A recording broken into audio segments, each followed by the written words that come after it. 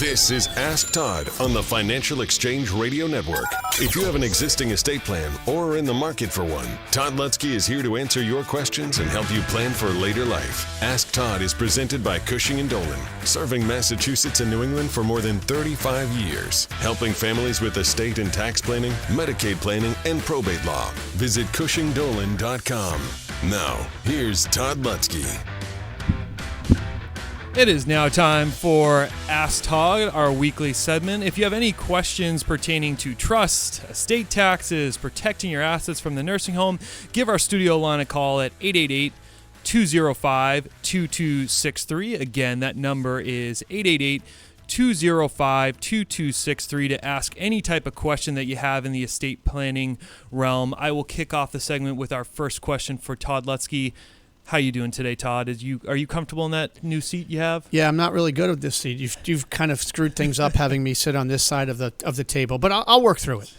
I'll work through it. Yeah, it's always tough filling in for Chuck, but I'm going to do my best here. Todd, a question that I have for you is sometimes people run into a situation where they haven't done proper planning, and I wonder if there are some last-minute solutions that they may have in order to protect their assets from nursing homes if they've kind of fallen behind on getting their plan together. Well, if they've fallen behind in getting their plan together for that, if they're not faced with immediate nursing home care, which I'm not sure if that's what the question is or not, but if they're not faced with immediate nursing home care, then do it. That my advice would be, please go out and start your planning, and that would involve using a trust, and the type of trust that we would use would be an irrevocable trust to put your assets into it, to begin the 5-year waiting period, to get that clock running, set it up and do it, which is entirely different than last minute planning. So right. Sometimes I have clients that come in and they'll say, well, mom's in the hospital, but we're hoping that she's going to come home. We're not sure yet, or she might get discharged to the rehab just for a little while, and then, within 30 to 60 days, we're hoping that they'll be able to discharge her home. And meanwhile, spouse is doing just fine. He's our healthy spouse, let's call it. Right. And now we're sitting here, and they go, what can we do? I got to look at them, and I got to say, well, at that point, I'm like, we don't know yet, right? I don't want you to spend the money to set up an irrevocable trust if mom just doesn't make it home and needs to stay long-term in a facility, skilled care facility. Well, then we would be doing what is called Plan B, which is last minute. Sure. Running around trying to save assets for the healthy spouse without a trust. Whereas if you say, just wait 30 to 60 days till you know more from the doctor that, oh, yeah, she is coming home. Great. Everything's fine. Then we can do Plan A, which was what I prefer, and that is to set up one of these irrevocable trusts and to get that clock started, to get your planning going. So that's how I would kind of approach that. But it's tough. Plan A or Plan B really depends on the status of the family. We're talking with Todd Lutsky here. If you have any questions for him in the estate planning realm, give our studio line a call at 888-205-2263. Todd, one quick question for you. A lot of people don't know whether they have a revocable or irrevocable trust. What would you say are the biggest distinctions between the two that people should be aware of in terms of an estate planning perspective? Since this is a half-hour segment, I said one last quick question. I'm going to give you the quick answer rather than the seminar answer. But generally, there's many kinds of irrevocable trust, but one that does protection from the nursing home would be an irrevocable variety that protects it from the nursing home. And the big difference is the revocable trust is similar to the irrevocable, but the one thing it does not do is protect from the nursing home. No question. As I mentioned here with Todd Lutsky, anything that you have in the trust, estate planning, estate taxes, or protecting your assets from nursing homes, if you have any of those types of questions, you can reach out to us at our studio line here at 888-205-2263. Again, that number, 888-205-2263. We're going to come ahead and take a break here, but when we come back from break, Todd will be answering some of the questions that you listeners have out there. That's right after this break here on the Financial Exchange. Ask Todd with Todd Lutsky every Wednesday at 10:30, only here on the Financial Exchange Radio Network.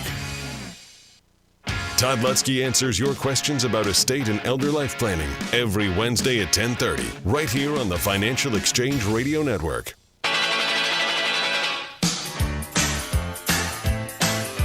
All right, we are back here with Ask Todd. We're going to go straight to the phone lines. We've got Jack in Springfield. Jack, you're on with Todd Lutsky. Good morning. I got a question about a trust. Okay. My father passed. I'm the executor for my brother of the trust. Now, we want to put some of the money into a CD. Mm-hmm. It's at 4.5%. Mm-hmm. Now, when we cash that, who pays the taxes on that income? So does the trust say that upon the death of dad, the property, the money, the assets in the trust are to be distributed out to the kids, or is it supposed to be held in trust? In trust for my brother. Okay. So the assets that are held in trust, now if this trust, whether it was revocable or irrevocable when your dad set it up, at this point, everybody listening, doesn't matter because it's irrevocable now because the donor died. So in this case, if dad died, is he survived by a spouse or no? They're divorced, so she's got nothing. Got it. So a single person passed away. The trust becomes irrevocable, and the language says, hey, let's hold some money in trust for the benefit of one of my children. Perfectly okay.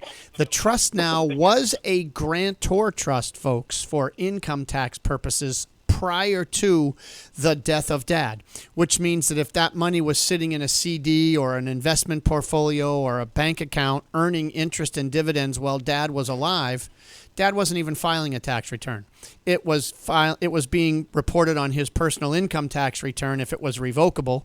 If it was irrevocable and it was a grantor trust, then they would have filed a tax return, but it would have flowed through. Now, I just wanted to help you understand that, Jack, before I give you now the answer.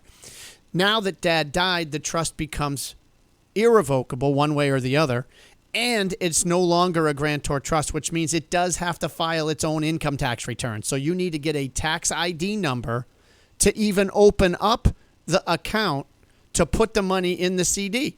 So the bank account will be opened up in the name of the trust under a tax ID number for that trust. So the 1099 will be issued at the end of the year. Let's say the interest and dividends generate, $3,000 of income. That 1099 will be issued to the trust under that trust ID number, and it will have to file a Form 1041, which is a trust tax return. Depending on the kind of trust it is, in the upper left-hand corner, there's a couple of boxes to choose from. It'll either be a complex trust or a simple trust.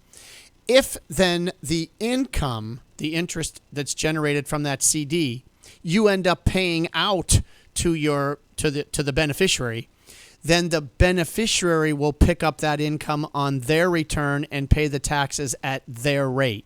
Good. Probably better.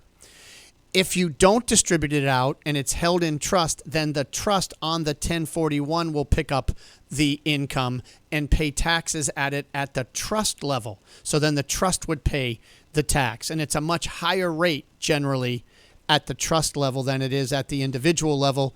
So long answer, but that's pretty much the example. If it's paid out, then the trust gets a deduction and the income gets picked up on the person's return who got it. If not, the trust will pay it.